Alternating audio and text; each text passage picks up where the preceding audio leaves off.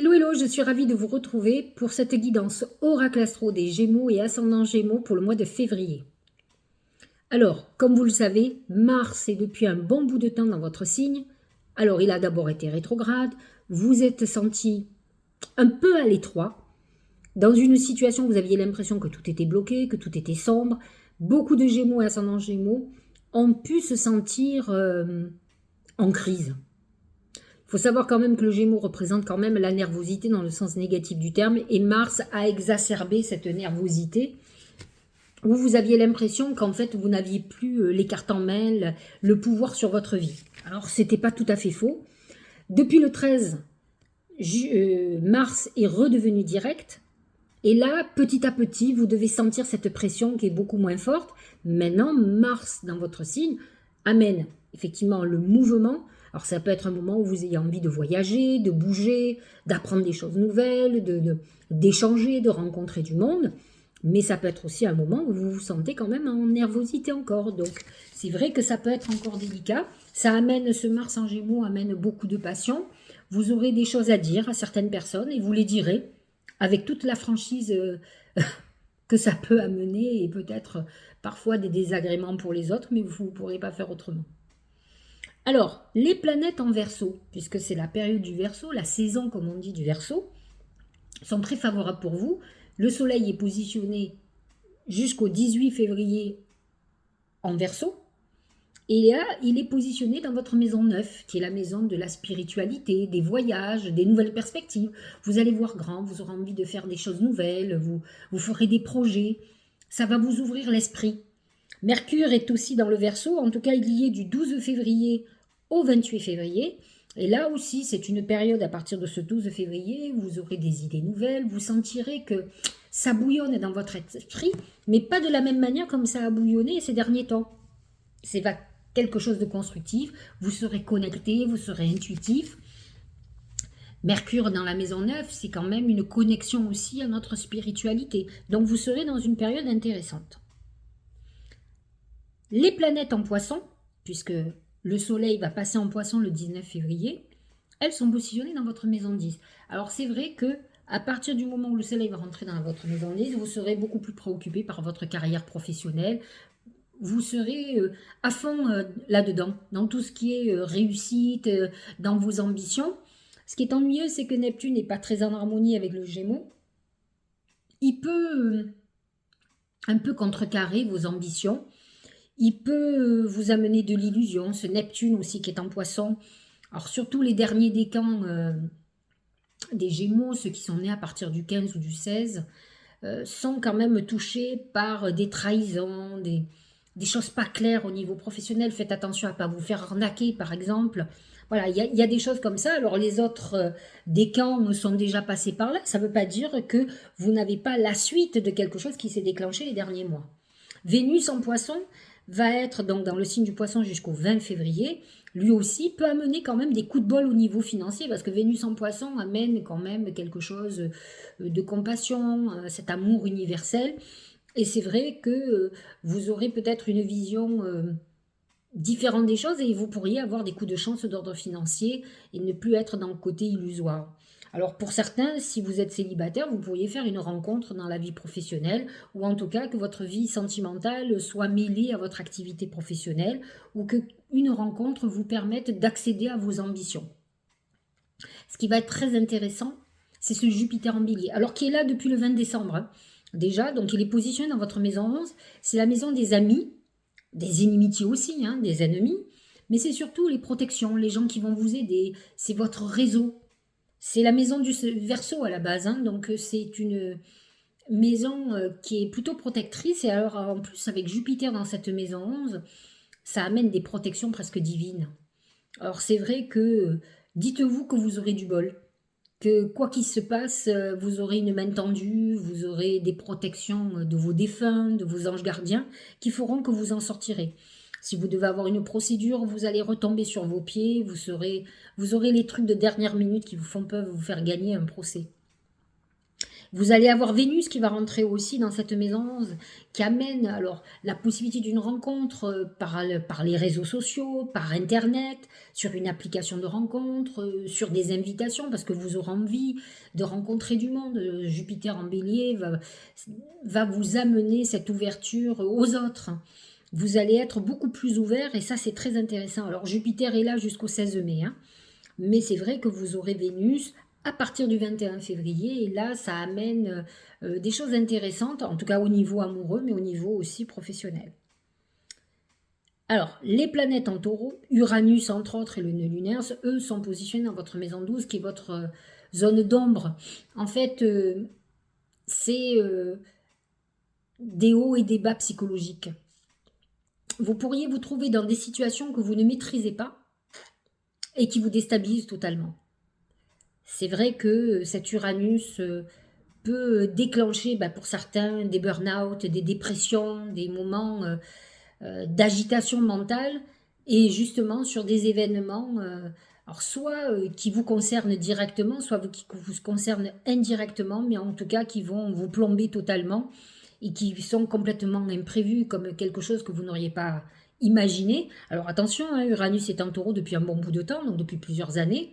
Donc vous avez pu avoir des événements dans votre vie et de temps en temps c'est récurrent. Il y a peut-être une dose de rappel sur le problème et chaque fois ça vous déstabilise. Donc faites attention à vous. C'est des moments, n'oublions pas que la maison 12 est une maison d'épreuves et c'est des épreuves que l'on n'imagine pas et qui vous tombent dessus. Donc là on est quand même, Uranus touche surtout le deuxième décan. Donc ça peut être des moments un peu difficiles et en plus le nœud lunaire est en taureau, donc ça amène un côté encore plus karmique dans ce que vous vivez, puisque le nœud lunaire est dans cette maison 12, qui est cette maison des épreuves, et c'est une maison karmique aussi, cette maison 12, c'est la maison du poisson. Hein. Donc c'est une maison où c'est notre mental, nos démons qui sont... vous allez devoir affronter vos démons et ça peut être très compliqué pour vous. Nous avons encore quelques planètes en Capricorne, en tout cas nous avons Pluton, 28-29 degrés, donc il va toucher les Gémeaux du 19 et 20 du 20 juin, donc ceux qui sont presque Cancer. Et ces planètes et Mercure, bien sûr, jusqu'au 11 février, planètes qui sont positionnées dans votre maison 8, qui est la maison des gains et des pertes. Donc vous pourriez avoir la perte de quelqu'un, un héritage, mais ça peut être aussi des pertes d'argent. Faites attention à vos investissements, ça peut être compliqué. Ça va s'atténuer puisque Pluton, lentement mais sûrement, est en train de quitter le Capricorne. Il va s'installer dans le Verseau, qui est un signe ami pour vous, et qui va être beaucoup plus dans votre manière de voir les choses. Alors bon, on n'y est pas encore, on en reparlera, hein, je vous rassure. Alors, pleine lune, Verseau, Lion, le 5 février. C'est une maison qui correspond un peu à votre maison. Maison 9, maison 3, c'est l'axe de la connaissance. C'est l'axe du Gémeaux et du Sagittaire. Donc c'est une manière de voir les choses très différente. Ça va réactiver votre curiosité. C'est un axe qui va mettre en lumière vos talents artistiques, créatifs, dans l'idée, tout ce que vous pourriez écrire, tout ce que vous pourriez dire, tout ce que vous pourriez dessiner, c'est votre talent qui va être là, qui va être mis en lumière. Je ne sais pas comment le dire, mais en tout cas, les Gémeaux, c'est rare qu'ils ne soient pas talentueux. Alors, c'est quand c'est leurs jumeaux maléfiques qui prennent le dessus, donc on appelle ça chez nous des croix. Mais autrement, c'est des signes très talentueux. La nouvelle lune va être positionnée à 1 degré du Poisson le 20 février. Là, ce n'est pas une nouvelle lune extraordinaire pour vous, mais par contre, elle est positionnée dans votre maison 10. Donc, c'est le moment de faire vos vœux au niveau de votre carrière, de vos ambitions pour aller de l'avant, même si cette nouvelle lune n'est pas la nouvelle lune idéale pour vous. Mais bon, déjà, travailler avec la pleine lune du 5 février, vous allez voir, ça va vous aider à avancer. Alors, voyons un peu ce que disent les oracles. Le singe, ça me fait penser à ce Neptune en poisson qui est dans votre maison 10. Le singe, c'est la roublardise, le jeu. Faites attention où vous investissez votre argent. Faites attention à vos dépenses. Faites attention à quelqu'un qui pourrait vous faire croire à certaines choses. De toute façon, vous êtes rarement, en principe, ça pourrait être vous le... Vous savez que Mercure qui vous dirige, c'est entre autres le, comment on appelle, la planète des commerçants, mais des voleurs aussi. Et donc, c'est vrai que nombre de Gémeaux sont des beaux parleurs, des bonimenteurs, comme on dit.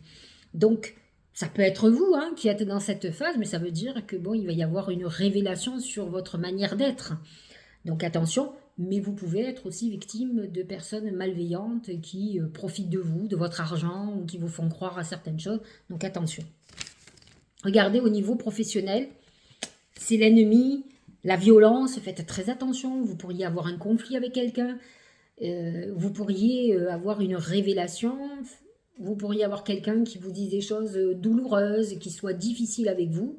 C'est peut-être le moment de faire très attention. Le singe et le crocodile amènent quand même quelques conflits d'ordre professionnel ou financier. Ça peut ne pas être professionnel, ça peut être personnel, mais en tout cas, c'est un lien avec l'argent. Donc, attention, attention. Au niveau de l'amour, belle carte. La main de Fatma, le talisman de protection, c'est ce Jupiter qui est en maison 11. J'ai envie de vous dire, pour faire du global, que malgré la roublardise, les ennemis, vous avez une protection. Vous avez la main de Fatma qui vous protège. Vos ennemis n'arriveront pas à ce qu'ils veulent. Vous aurez la victoire dessus. Vous allez vous battre. On ne vous mènera pas en bateau longtemps, ou en tout cas, vous allez avoir des révélations. Et la main de Fatma vous permet de protéger vos arrières, protéger vos amours aussi. Pas d'aspect particulier à l'amour, mais en tout cas, cette Vénus en maison 11 fait que vous rencontrez quelqu'un certainement de très bien. Peut-être avez-vous été dans une relation sentimentale, un couple par exemple qui s'est défait, ou vous êtes dans des conflits très importants d'ordre financier.